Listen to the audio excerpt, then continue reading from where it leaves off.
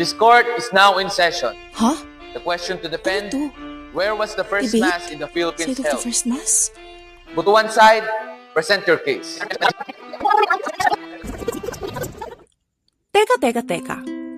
Bago natin ipagpatuloy ang case nila, atin munang alamin, ano ba ang meron sa site of the first mass? At bakit hanggang ngayon ay pinagtatalunan pa rin ito? At bakit? Mahalaga mo mapag-aralan ang mga bagay na ito. Ang site of the first mass noong March 31, 1521 ay nakabase sa dalawang eyewitness accounts. Una, Antonio Pigafetta, na siyang chronicler o tagapagtala ng mga nangyari sa ekspedisyon ni Magellan.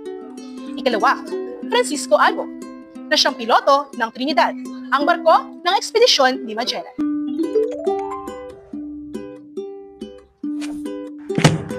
Ayon kay Pigafetta, matapos dumating sa Homonhon, naglayag ang ekspedisyon pa Kanluran at Timog Kanluran, dumaan sa ilang maliliit na isla at nakarating sa isla ng Mazawa, kung saan ginanap ang Easter Sunday Mass at nagtanim ng krus sa burol at inilagay niya ito sa humigit kumulang 9 2/3 degrees north latitude. Samantala, si Francisco Albo ay nag-record ng navigational data na nagpapakita ng parehong ruta. May mataas na lugar na tanawan ng ibang isla at latitude sa pagitan ng 9 degrees to 10